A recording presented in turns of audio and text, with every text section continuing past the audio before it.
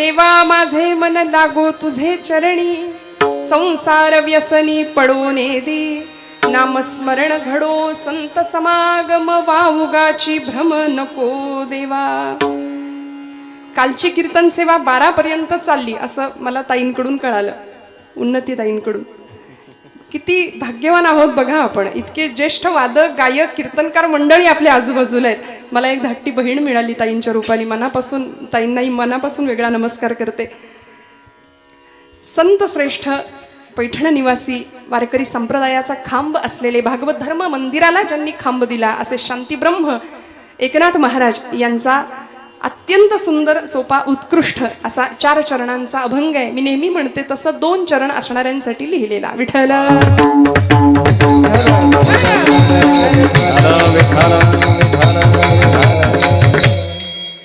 संप्रदायाची परंपरा ज्यांनी खऱ्या अर्थी सनाथ केली असे संत श्रेष्ठ एकनाथ. प्रपंची ते भाग्य परमार्थी वैराग्य, दोन्ही यथा सांग दोन्हीकडे, असा अधिकार भक्तीचा ज्यांचा, तळागाळातल्या समाजापर्यंत भक्तीचं ज्ञान सोप्या पद्धतीने पोहोचावं म्हणून लोककलेचा आश्रय घेतला. भारुडं लिहिली, गवळणी लिहिल्या, अभंग लिहिले आणि महाज्ञान देती जगाला अभंग, जया भंग नाही असे ते अभंग. सध्या समाज आमचा दुभंग होतोय आणि दुभंगणाऱ्या समाजाला अभंग करण्याचं शाश्वत काम जर कोण करत असेल तर ते संत वाङ्मय आहे. आणि म्हणून या संत वाङ्मयाचे पाईक आहोत आम्ही, म्हणून हे सगळे उत्सव सोहळे या सगळ्याचे साक्षीदार होण्याचं भाग्य आम्हाला मिळतंय. इथे महाराष्ट्रामध्ये या प्रांतामध्ये आम्ही हा उत्सव साजरा करतोय. उत्सव सगळी सृष्टी उत्सवी आहे आणि उत्सवी सृष्टीमध्ये भगवंतांनी तुम्हाला मला जन्माला घातले. संतांचे वारसदार, संतांचे पाईक म्हणून आम्ही इथे आहोत. आमच्यासारखं भाग्य दुसरीकडे कुठेही बघायला मिळणार नाही. श्रोते हो, विश्वास ठेवा माझ्या म्हणण्यावर.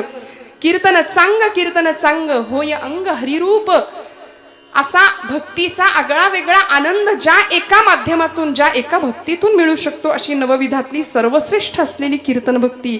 ब्रह्मीभूत काया होत असे कीर्तनी, भाग्य तरी ऋणी देवाईसा, असा आनंद ज्या भक्तीतनं मिळतो तो मिळावा, जनसामान्यांना तो आनंद मिळावा याकरता आम्ही ज्या आनंदाचं, आम्ही ज्या ब्रह्म साम्राज्याचा आनंद अनुभव घेतला, आम्ही जो ब्रह्मरस सेवन केला तो तुम्हाला सगळ्यांना मिळावा या अंतरीच्या निर्मळ प्रामाणिक इच्छेने संतांचं वाङ्मय तयार झाले. यच्च यावत जीवाच्या शाश्वत कल्याणाचा विचार आमच्या भारतीय संस्कृतीने मांडला आणि त्या विचारांचं प्रतिनिधित्व करणारे अनेक संत, आपल्याला ज्ञानोबांपासून यादी घेतली तर अगदी तुकोबरायांपर्यंत ज्यांनी भगवत धर्माला कळस चढवण्याचं काम केलं, या सगळ्या संत मंदिरांमध्ये नाथांचं स्थान आगळं वेगळं आहे. आणि म्हणून शांती ब्रह्म या पदाला पोहोचलेले संत श्रेष्ठ एकनाथ महाराज. श्रोते हो, बऱ्याच लोकांचा असा समज असतो कीर्तन म्हटलं की 2 तास भरपूर मनोरंजन व्हावं. सध्या अभिरुची बदलली, अभिरुचीतून अभिव्यक्ती घडत असते. लहानपणी मूल काय करतं यावरून मोठेपणी कोण होईल हे सांगता येतं. अभ्यासात हुशार असेल तर आपण म्हणतो डॉक्टर इंजिनियर होईल, खेळात रस असेल तर मॅच फिक्सिंग करायला चांगलं जमेल, खादाड असेल तर बोलत नाही, पुढचं तुमचं तुम्ही समजावून घ्या. त्यामुळे माणसाची अभिरुची काय आहे त्यावरून अभिव्यक्ती घडत असते. लहान वयात मुलांसमोर जर असा परिपाठ ठेवला, जेणेकरून मूर्ती ठसावी अंतरी श्रीहरीची, नाथांची मर्यादा आहे कीर्तनांची घालून दिलेली. सगुण चरित्रे परम पवित्रे सादर वर्णावी, ऐसी कीर्तन मर्यादा संतांच्या घरची. या न्यायाने आपण सर्व गुणीजन आहात, बहुश्रुत आहात.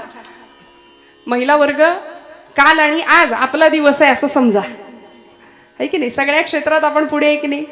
इथे सुद्धा उत्सवामध्ये आम्हाला आरक्षण आहे वेगळं, एसटीत सुद्धा आपण आहे आता, आहे की नाही.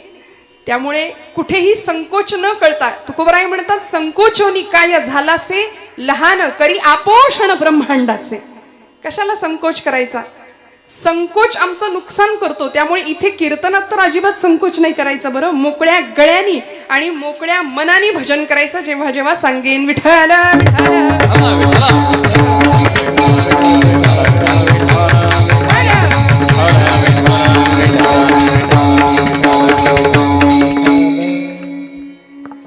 लोकसंस्कृतीचा एकही पाईक नालायक जरी आमच्या दारात आला की नाही, एखादा गोंधळी येऊ दे, त्याच्या मुखामध्ये नाथांचा गोंधळ आहे. एखादा कोल्हाटी येऊ दे, त्याच्या मुखात नाथांचा अभंग आहे. एखादा वासुदेव येऊ दे, तुमच्या माझ्या दारामध्ये कैवल्याचं दान मागायला येतो. संतांनी किती अगदी शेवटच्या स्तरापर्यंत भक्तीचं ज्ञान देऊन पोहोचवलं बघा. असं नाही म्हणाले की हे आमच्या पुरतच, आम्ही आनंद घेतला आमचा आम्ही सेवू, असं नाही. बुडते हे जन न देखवे डोळा, म्हणून कळवळा येत असे. ही ज्यांची जात होती ते संत होते. दुर्दैवानी आज संतांना सुद्धा समाजाने जातीत वाटलं. श्रोते हो, खूप लक्ष देऊन ऐका बरं, खूप लक्षपूर्वक ऐका. ज्ञानोबा अमुक एका जातीचे, तुकोबा अमुक एका जातीचे, गोरोबा काका अमुक एका जातीचे, सावतामाळी अमुक एका जातीचे. असं आहे, संतांना जर आम्ही जातीत वाटायला गेलो तर आम्ही मातीत जाऊ, एवढं निश्चित आहे. महापुरुषांना सुद्धा समाजाने जातीत वाटलं. श्रोते हो, त्यामुळे नाथांसारखा एक आगळा वेगळा द्रष्टा संत नाथ महाराज, नाथ बाबा आम्हाला अगदी सोपं करून शिकवतात. एखादा वासुदेव येतो, कैवल्याचं दान मागतो, दान पावलं वासुदेवाला, दान पावलं वासुदेवाला, दान पावलं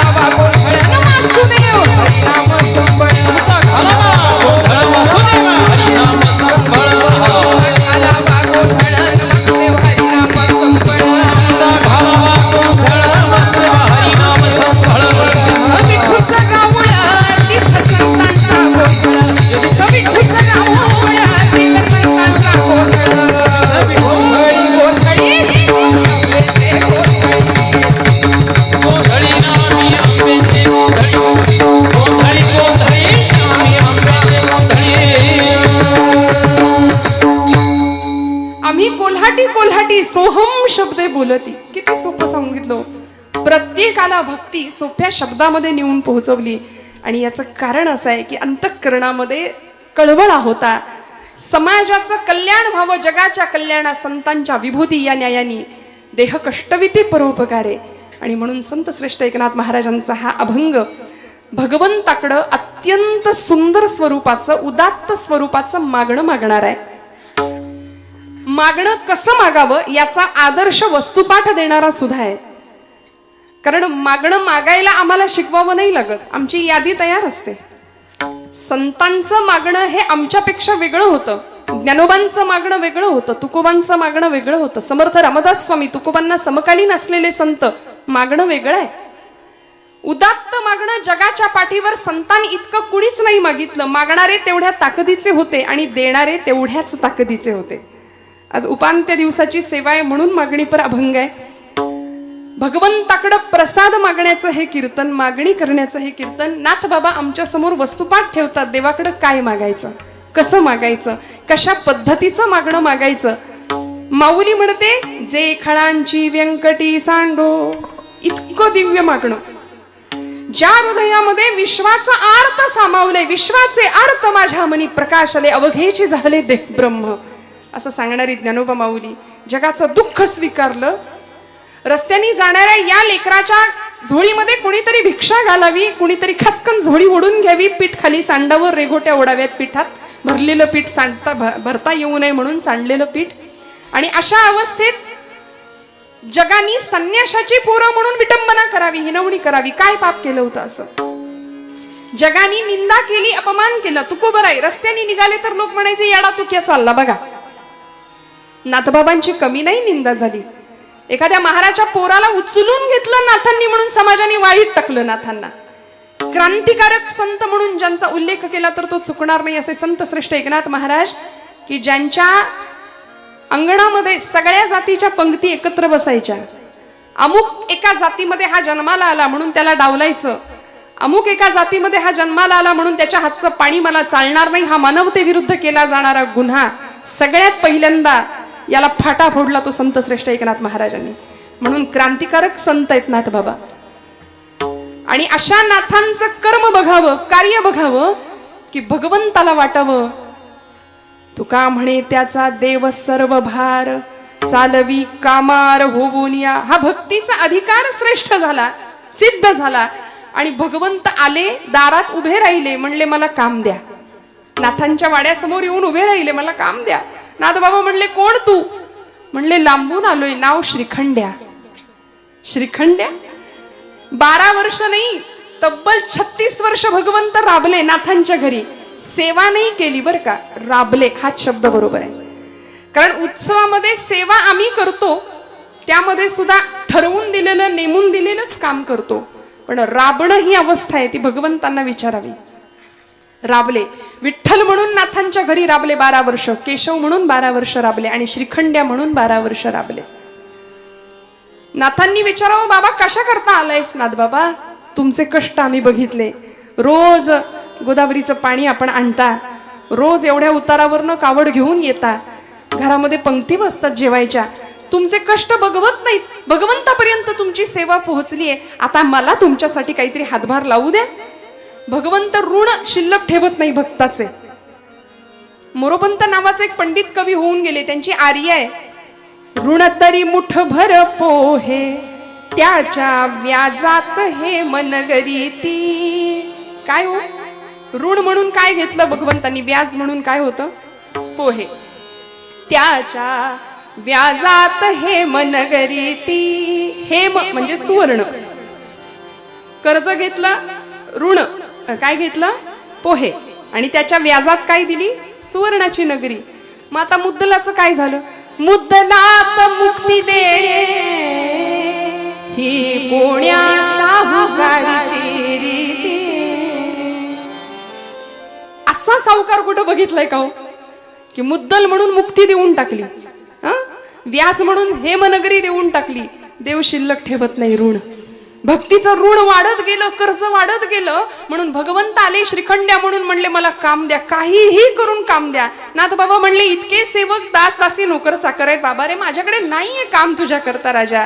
काय देऊ काम तुला? नाही, काहीतरी काम द्या म्हणाले. बर, घरी कोण कोण असतं? आता आली का पंचायत. आता काय सांगावं, एकटाच आहे म्हणले. जाऊ दे, खोटं बोलायची सवय लहानपणापासून आहे आपल्याला.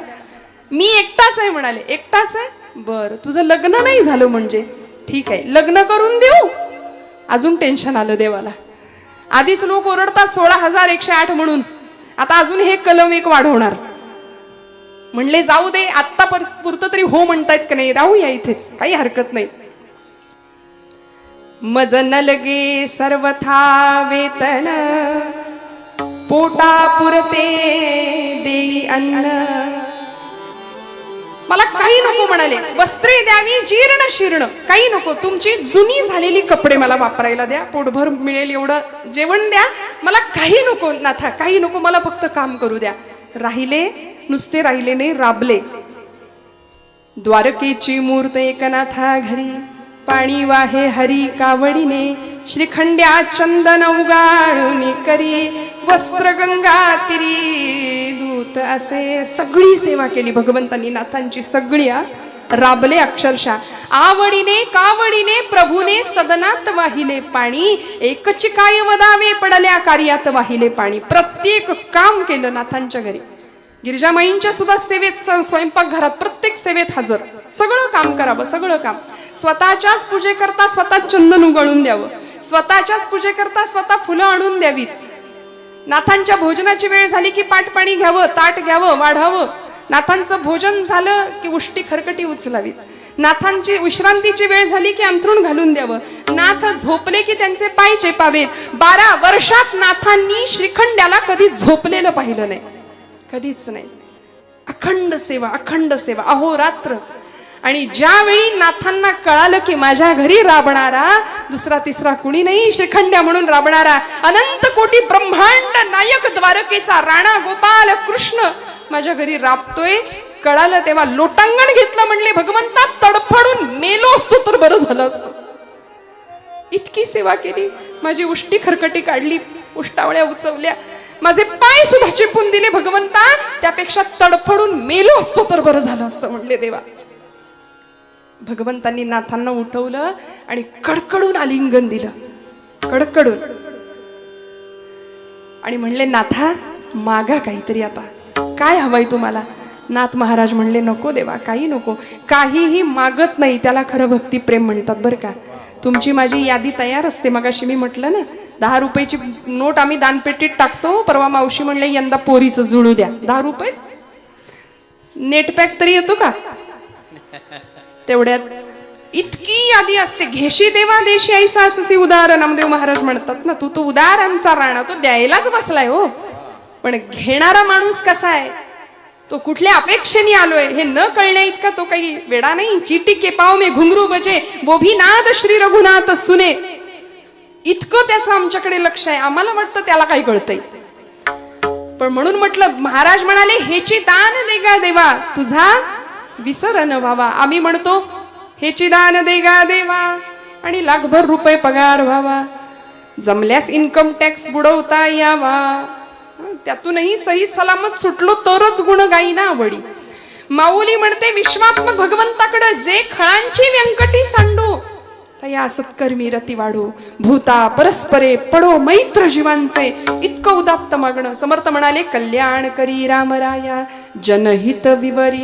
सगळ्यांनी मागितलं बरं का, सगळ्यांनी मागितलं. पण संतांचं मागणं आणि तुमचं आमचं मागणं वेगळं आहे. पहिली गोष्ट, संतांना मागावंच लागत नाही. संत मागतात कारण देव म्हणतो मागा मागा मागा, काहीतरी मागा. तिष्ठत उभा आहे पांडुरंग परमात्मा आणि नाथांना सांगतोय काहीतरी मागा नाथा. नाथ बाबा म्हणतायत देवा एकतर मला काही मागायचं नाही, तरी पण तुम्ही माग माग माग म्हणून माग लागलाय, म्हणून मागतो द्या. पहिल्या चरणात देवा माझे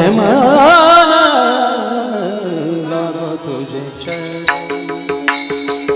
देवा माझे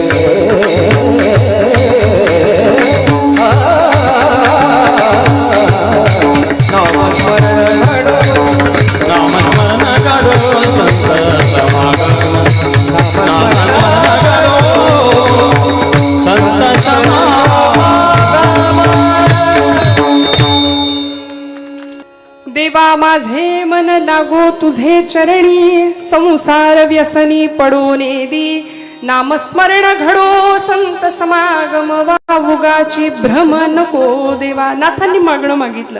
देवाला म्हणाले देवा तुला किती वेळा सांगितलं मला काही नको, तरी सुद्धा तुला द्यायचंच आहे. द्यायचंय ना तर एक दे. देवा माझे मन लागो तुझे चरणी, तुझ्या चरणावर माझं मन स्थिर राहू दे. कारण ते मन स्थिर नाहीये हे निश्चित आहे. मन चंचल आहे, सगळ्यांनी सांगितली प्रमाण, सगळ्यांनी सिद्धांत सांगितले. भगवान गोपालकृष्ण विभूती योगामध्ये म्हणाले, इंद्रियाणाम मनश्चास्मी, सकल इंद्रियांच्या मध्ये मन नावाचे इंद्रिय ते म्हणजे मी आहे. यापुढे भगवंत विभूती योगात म्हणतात, मासानाम मार्गशीर्षोस्मी, 12 महिन्यांच्या मध्ये मार्गशीर्ष मास म्हणजे मी, प्राण्यांच्या मध्ये सिंह म्हणजे मी, फुलांमध्ये गुलाब पुष्प म्हणजे मी. आणि एवढंच कशाला अर्जुना, पांडवानाम धनंजय, हा 5 पांडवांच्या मध्ये तू म्हणजे मी.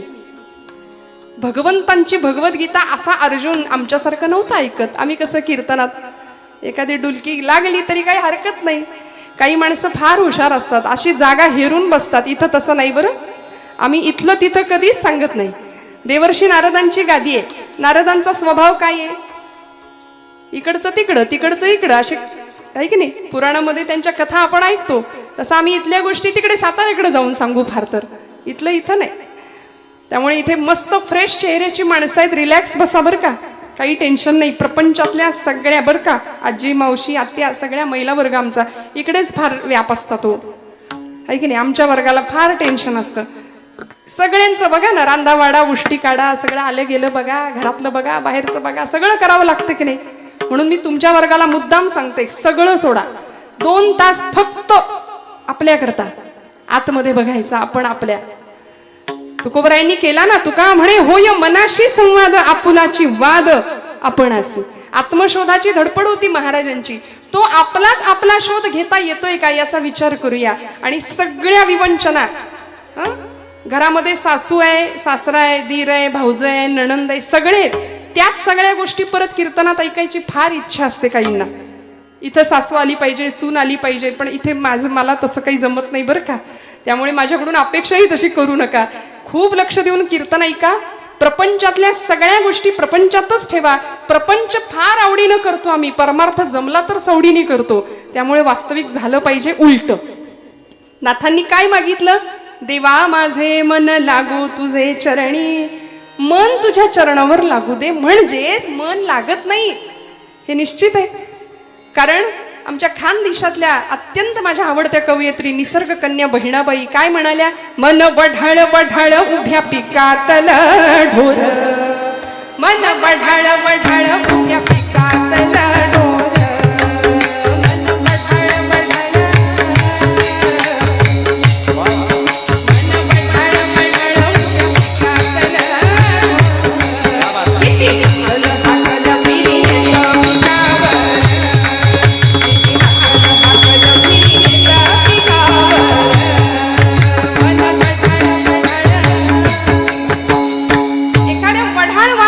जनावराची उपमा दिली. कुणाला? आपण सगळे जागेपणी ऐका. गात जागा गात जागा प्रेम मागा. अत्यंत मन चंचल आहे. वढाळ वासराची उपमा दिली, जनावराची उपमा दिली. भगवंतांनी सांगितलं मन म्हणजे मी आहे. बघा काय गंमत आहे. भगवंत काय म्हणाले? इंद्रियाणाम मनश्चास्मी, मन म्हणजे मी आहे. अर्जुनानी भगवंतांकडे असं बघितलं, म्हणाले देवा, तो काही झोपेत ऐकत नव्हता. तो म्हणाला, काय म्हणालास कृष्णा सख्या? मन म्हणजे तू? हो, मन म्हणजे मी. नक्की? नक्की मन म्हणजे मी. बघा कन्फर्म? हो कन्फर्म, मन म्हणजे मी. लॉक कर दू? असतं का नाही, कौन बनेगा करोडपती? हा, लॉक कर दो, मन म्हणजे मी. बरं, अर्जुनाने आता प्रश्न विचारला, देवा मन म्हणजे तू असशील तर अथकेन प्रयुक्तोयम पापंचरति पुरुषः अनिच्छन्नपि वार्ष्णेय बलादेव नियोजितः.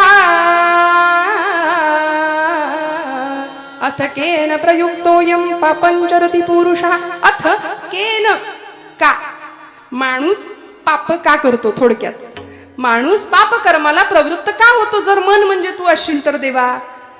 आणि तू असं म्हणतोस ना, सर्व धर्मान परित्यज्य मामेकम शरणम व्रज. तर मनुष्य पाप का करतो? आणि पाप शरीर करत नाही. अनिच्छन्नपी, अनिच्छा, इच्छा नसताना सुद्धा समाजामध्ये आज मानगुट धरून केल्यासारखं पाप केलं जातं. आणि पाप शरीर नाही करत, पाप मन करतं आधी. आणि मग शरीराकडून क्रिया घडते. मग आता देवा माझा प्रश्न असा आहे, या सगळ्या पापाची जबाबदारी, या पापाचं उत्तरदायित्व तू घ्यायला तयार आहेस का? तेव्हा भगवंतांनी काय करावं? आता तर काय बोललेत आधी, मन म्हणजे मी. अर्जुन म्हणाला मन म्हणजे तू आहेस, तर पापाची जबाबदारी तू घेशील का? माणसं पाप करतात.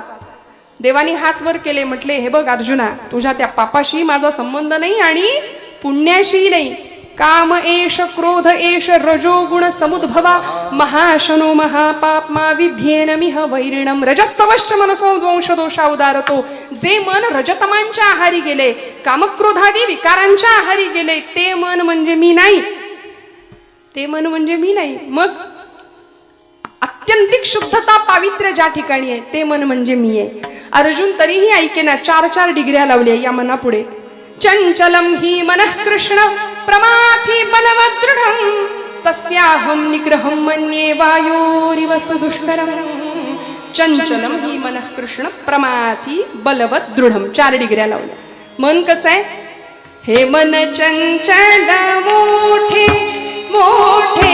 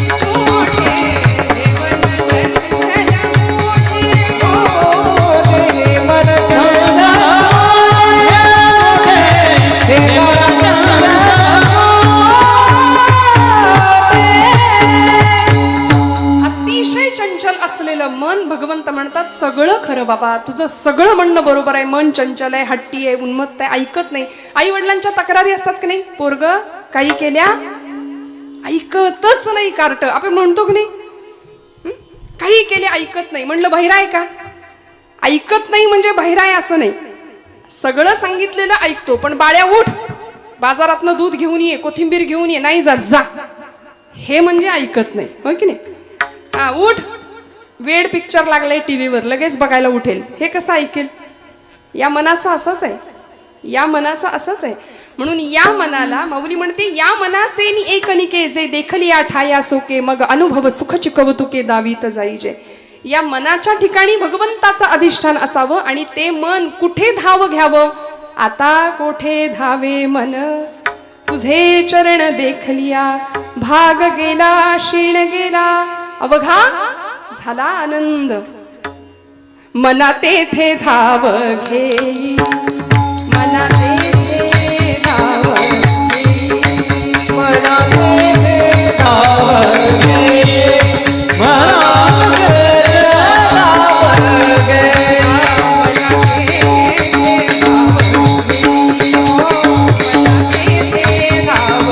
घेई, मना तेथे धाव घेई,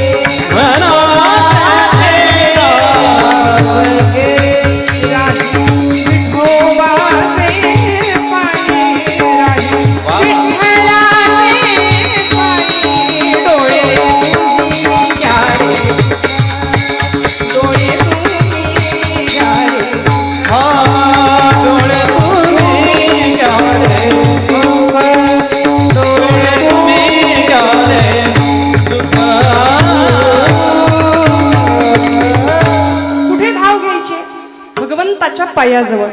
काय आहे असं भगवंताच्या पायात? नाथांनी म्हटलं, देवा माझे मन लागो तुझे चरणी. अहो, लाखोंच्या संख्येने समुदाय धावतो पंढरपूरला. वेडा आहे म्हणून की काय? काहींना नाही दर्शन मिळत, कळसाचं दर्शन घेऊन माघारी फिरावं लागतं. बिचारा कित्येक जातीवंत वारकऱ्यांना कोरोनाच्या 2 वर्षामध्ये नाही जाता आलं पंढरपूरला. जातीवंत वारकरी रडला घरी. का? नाही त्या चरणांचं सुख घेता आलं. काय आहे असं? साजिरे गोजिरे समचरणी उभे, साजिरे गोजिरे समचरणी उभे. काय आहे तिथे? भक्ताची या लोभे विटेवरी विटेवरी विटेवरी सुखाचे जे सुख चंद्रभागे तटे, सुखाचे जे सुख चंद्रभागे तटे. कुंडलिका उभे ठाके, उभे ठाके, उभे ठाके. सुखाचे जे सुख चंद्रभागे तटी, सुखाचे जे सुख चंद्रभागे तटी.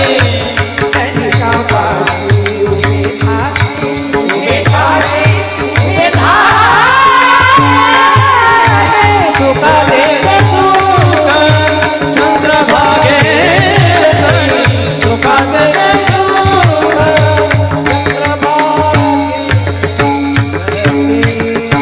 काय आहे पंढरपुरामध्ये? भगवंत उभाय 28 युगांपासून तिष्ठत भक्तासाठी. त्या चरणांचं सुख महाराज म्हणाले, देवा तुझ्या चरणांचं सुख किती आहे ते तुला सुद्धा नाही माहिती. कमोदिनी काय जाणे परिमळ भ्रमरा सकळा भोगितासे कमोदिनी. कमळाला माहिती असतं का? भ्रमर सगळं उपभोग घेतोय, मकरंद सेवन करतोय, पराग सेवन करतोय, पण कमळाला माहिती नाही. तसं महाराज म्हणतात, तुझ्या नामामध्ये तुझ्या चरणामध्ये किती सुख आहे ते तुलाच नाही माहिती. म्हणून नाथबाबा म्हणतात, देवा माझे मन लागो तुझे चरणी. आणि आता जे माझं मन संसारामध्ये अडकलंय, संसार व्यसनी पडून दे. संसाराचं काय लागलंय? नाथबाबा म्हणतात व्यसन. आम्ही संसारामध्ये व्यसन आणतो, किंबहुना व्यसन हाच संसार मानतो. लक्षात घ्या, नाथांनी संसाराला व्यसन म्हटलं. बघा, संतांचं महात्म्य हेच आहे. हा जन्माला आल्यापासून जो मागे लागलाय, पुनरपि जननम पुनरपि मरणम पुनरपि जननी जठरे शयनम इह संसारे खलु दुस्तारे कृपया पारे पायी मुरारे भज गोविंदम. आचार्यांनी सांगितली की नाही ही रचना संसाराची? अखंड संसरती इति संसारः, संसाराची व्याख्या जो अखंड. अरिस्टॉटल नावाचा तत्ववेत्ता म्हणाला, change is the only constant thing. या जगामध्ये सगळ्यात स्थिर जर काय असेल ना तर बदल. काय गंमत आहे बघा, खूप लक्ष देऊ नाही का? परिवर्तन हा जगाचा नियम आहे. संसार अखंड फिरतोय, आजचं उद्या नाही, उद्याचं परवा नाही, श्वास नवीन आहे प्रत्येक वेळी. संसारामध्ये सगळं बाहेरून आणावं लागतं. चहा संपला आणा, साखर संपली आणा, सगळं. उठल्यापासून माणूस अखंड धडपडतोय. कशा करता? सुखा लागी करीसी तळमळ, सुखा